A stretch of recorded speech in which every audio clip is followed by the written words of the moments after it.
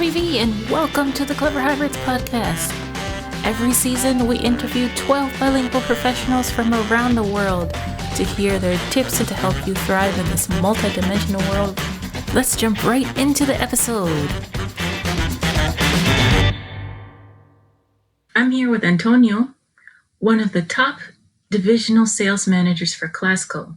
Clasco is a food manufacturer based in Mexico that sells popular seasonings like chilito, candies, and drink products with all natural ingredients and many other things. Antonio has worked with Class in the US and Mexico for almost 10 years, but he's been in the industry for almost 13 years. He lives in Atlanta, Georgia in the US with his wife and children, but is originally from Mexico. He's one of the calmest people I know. He's also a clever hybrid. Antonio, thank you so much for being here with us today. Thank you, Gavin. It's a pleasure. Yeah, I was glad when you accepted my invite. I wanted to talk to you first. Like many of our guests, you didn't originally start in sales, the field you're in now. You actually studied IT and engineering. So how did you get into sales? Yes, I started my professional career in the IT department in a supermarket chain back in Mexico. But what I really wanted to do is to be in a position where I can take important decisions about the whole business and being able to create or help to create the strategy for the whole business, especially the commercial strategy. And that side of the business for me was the most important, and I soon realized that I needed to have a solid sales background to reach that position. So after that job, I went to work for PepsiCo, not in charge of a sales team at all or anything like that, but I started working in the sales department with the sales managers and with the sales director. And that really helped me to understand a lot about sales management. So after PepsiCo, the Class company was the company that gave me that opportunity to oversee a sales team and being responsible for operations in a territory in Mexico. And I'm still in this company, but now here in the US. Wow, that's really cool. So you were working with Pepsi, which is a really large worldwide company, but you decided to join Class, which is also a large company, but much smaller than Pepsi. What were the factors behind that decision?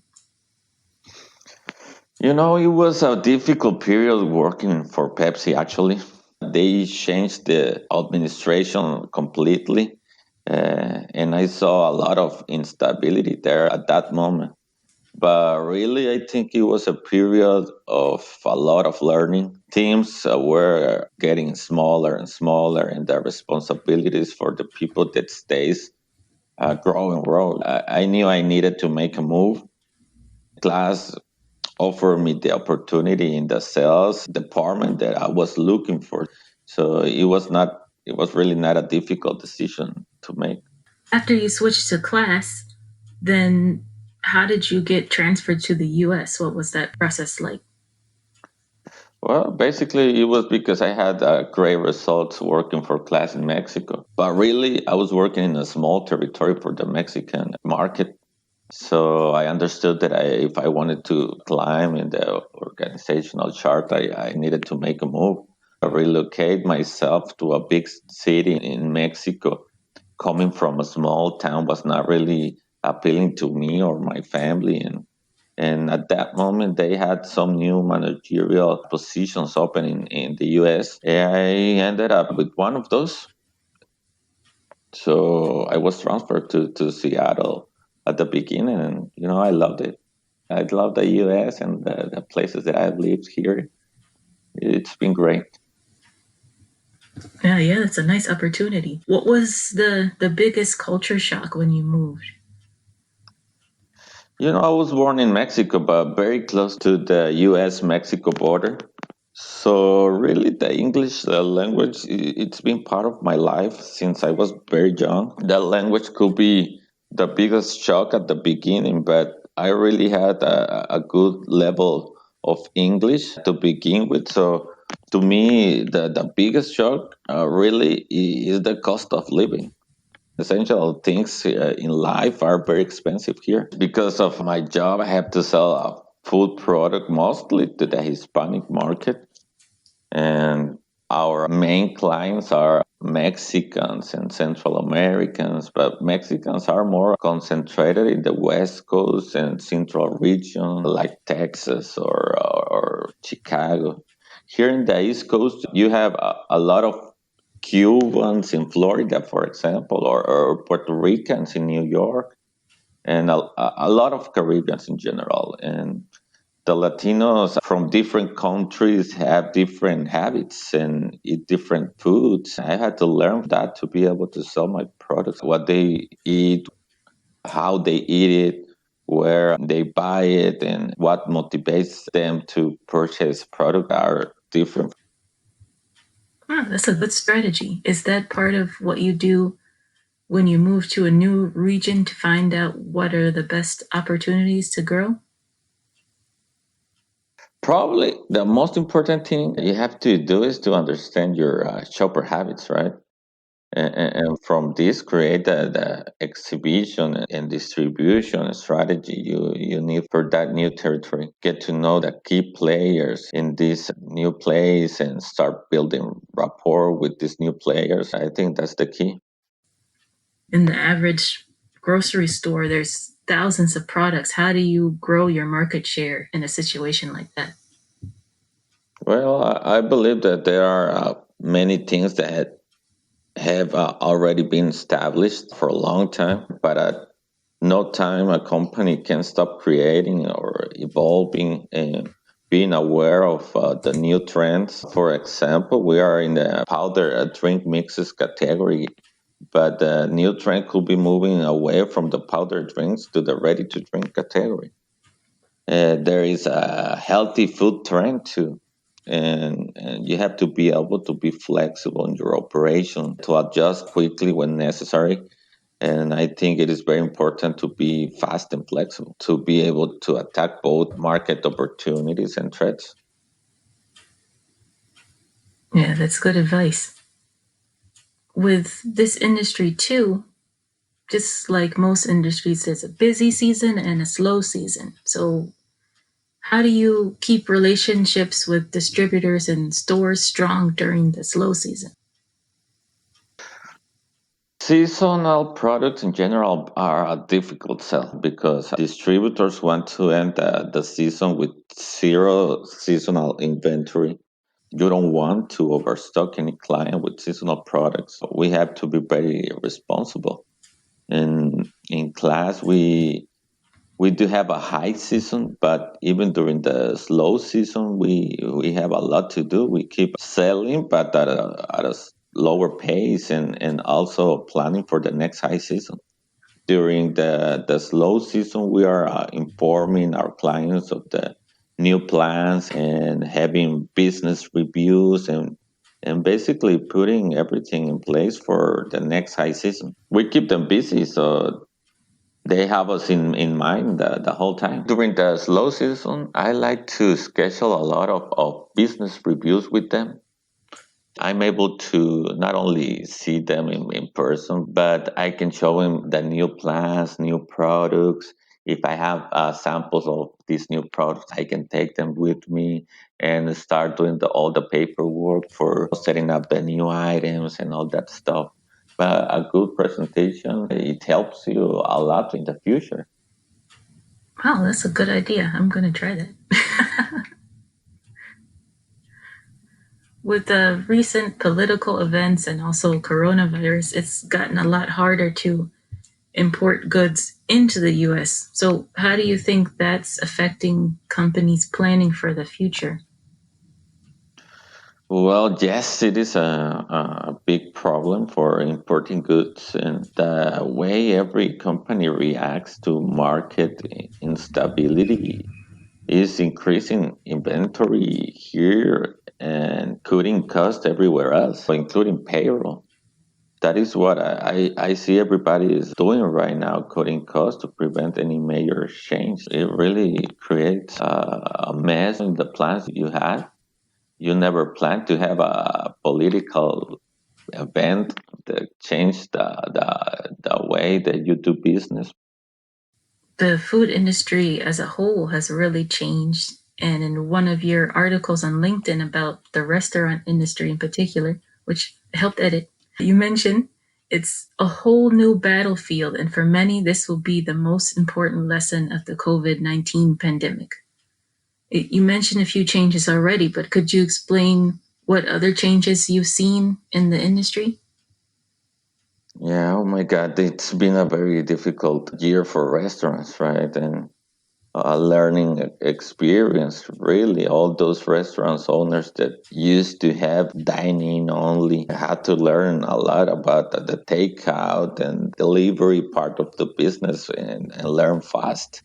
It changed dramatically from one day to the other. And they also needed to be more creative with new promotions and ways of advertising. It is very different from now on because the trend is it is going to the e-commerce, right? So you have to learn to, as a restaurant owner, to work with those new apps like Uber Eats and DoorDash, and it's a learning experience for all the restaurant owners. That's true. I think a lot of people in general are more trying things, learning as they go, or OJT, on the job training, because they have to, they have no choice. Yeah, exactly. Exactly. The way they have their business for many, many years of the establishment, those has to change. You are looking to be more flexible and cutting costs, but if you are stuck with one of those long agreements with your landlord or something, it's difficult. That's true. What do you think restaurants could do with all that extra space that they have now?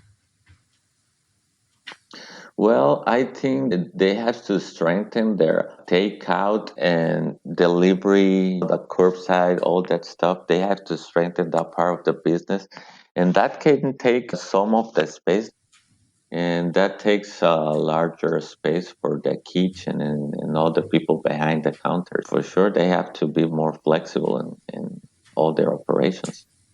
Some of the positions they have, like a host, they don't need a host now. And the servers, they probably don't need that many servers now. They don't need to fire them. Probably they need to relocate them in a different position. Being able to be a server and work in the kitchen at the same time, something like that. Yeah, that makes sense. That's a good way to use the people you already have so you don't have to retrain. One of your biggest markets in your region with class is New York City. So we're seeing in the news that the COVID-19 pandemic was really crazy there. Has that affected any of your relationships with the markets there? How has it affected sales? It has been a very, very difficult time, especially during March and April, because some of our distributors had to temporarily shut down operations. But in the other hand, it is a good opportunity to learn new things too. For example, you understand that you have to start creating more robust strategy for the online channel too. This is a good example of this new reality. In New York, everything hits harder. There are a lot of people there, a lot of business. There is a huge market, and when something hit there, it's very difficult to avoid that hit. I guess it is like everything. It is a learning experience, and many companies have to strengthen their online channel. We didn't have that, so we started working on it. And I know it's a long way to finally have a good chunk of the online business, but you have to start. Yeah, that's true. So now the class is working on it. Do they have the site up and running or is it still in development? We already started with one of those online stores for our products. And the company understood very well that e-commerce is a reality even for groceries. We already shipped to different places our product in small amounts. It's a first step that is not easy, but you have to do it. Yeah, that's a nice pivot. What's the page address? I can add it to the notes later too. It is glasstime.com. Okay. So I want to check that out too because I really need some horchata. Yeah, I didn't know that you knew about it. Yeah, I need some horchata and I've been missing it, so I need to get some. Do you visit any like Mexican restaurant or something over there in Germany? There are a few, but there's a difference between the Tex-Mex here and where there are more Mexicans. There are Mexicans here in Germany because there's Latinos everywhere. But I don't know. It's a little bit different over here. So I've been having a hard time finding my Central American stuff. I miss it. So I have to get some horchata, masa, and maybe I have to find somewhere to get some pupusa recipes too. We'll see. Yes, pupusas are more like Salvatorian, right? Yeah, and I love them. Not the La Roco ones, but the other ones.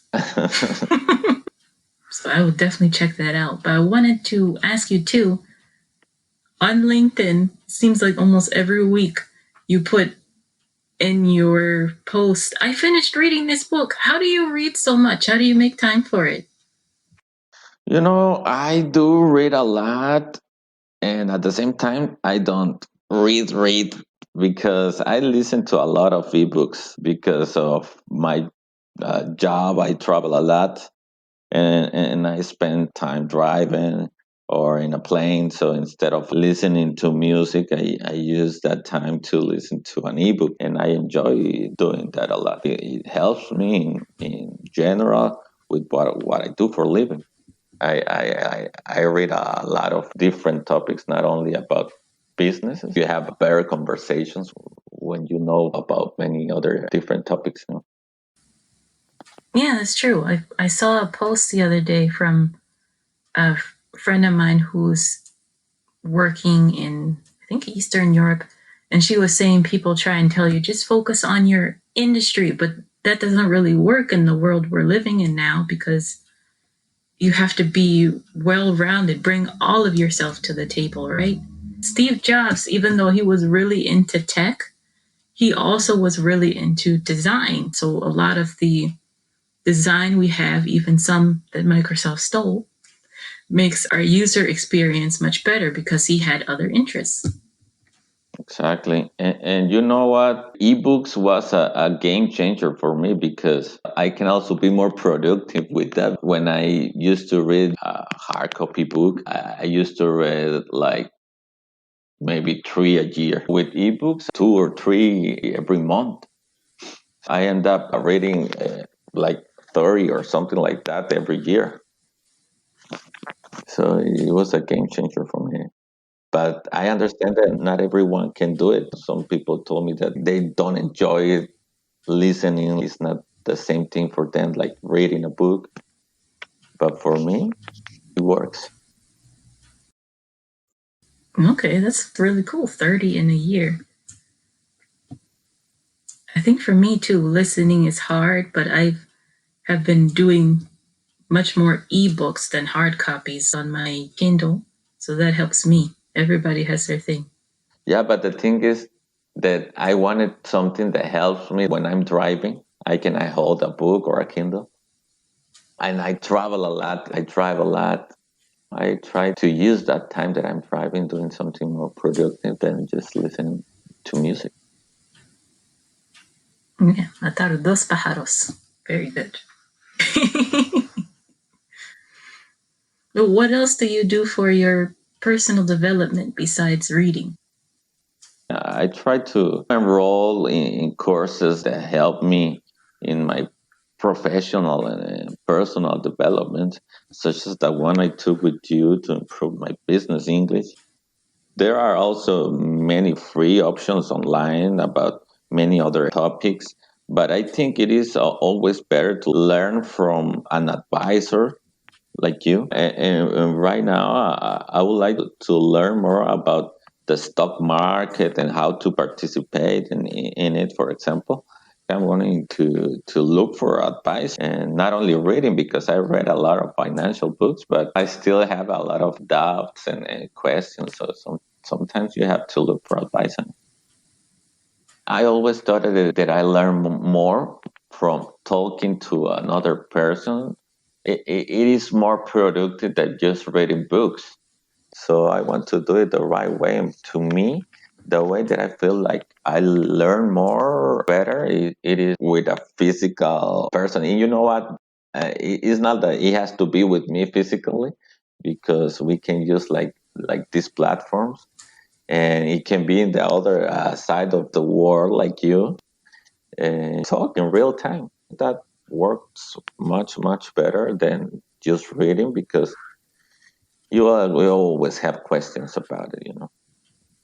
And also, when you put your money into it, you know that you have to use that time and try to squeeze the best out of your own money and resources. I don't know if everybody thinks that way, but that's the way I think. There are also many free options online, but you end up with some questions that you have to keep looking to solve them. And I would agree with you on that too. Maybe you spend a little bit more at the beginning, but you get more out of it when you have an advisor. With being bilingual, you said you grew up around English, even though you lived in Mexico. So when would you say you called yourself bilingual? it is when you have the confidence to initiate a conversation in the other language, and obviously being able to maintain that conversation. And you have to go step by step. In my case, I learned to listen first and understand almost everything. Then I thought like it's time to let go and talk, and lose the fears of making mistakes, and finally learn to write. It is very important professionally. It is a process, and when you go through that process and you do it well enough in the other language, I think that is when you are bilingual. In my case, it didn't happen until maybe when I was 20 years old. You think you know, but when you are in front of an English only speaker, it is difficult to overcome that fear. How do you use English and Spanish now for business and your everyday life? Well, I use both a lot because of my job. I represent a Hispanic company in the US. And many of my clients speak Spanish, but some speak only English. And I like that because I practice my English with them. And I live in a community full of immigrants, mostly from Asia. And English is the way we can communicate with each other. So that's the way you can communicate with other immigrants that are not Hispanics, and with Americans that don't speak Spanish. My kids, I'm struggling to make them speak Spanish because they're used to only English here. But here in home, we communicate only in Spanish. I can speak Spanish to them and they answer me back in English. That's the way it is. At least I know that they understand me. That's the important part. Everyone, this is Antonio Castro Ruiz. And Antonio, could you tell everyone how they could get in touch with you if they have anything they want to talk to you about? Of course, they can find me on the LinkedIn app as Antonio Castro Ruiz. They can also find me on my email. My email is Antonio Castro Ruiz at gmail.com. So I'll be happy to see you guys there. Thank you so much for coming. I really appreciate it. Thank you, Gabby. Still want more? First, subscribe or follow the Clever Hybrids podcast wherever you're listening to this, and you can binge listen to our 30 plus episodes. If you want help to create a podcast or content for your business, check out our website, cleverhybrids.com. And as always, welcome to the Clever Hybrids tribe. This is Gabby V signing off. See you next time.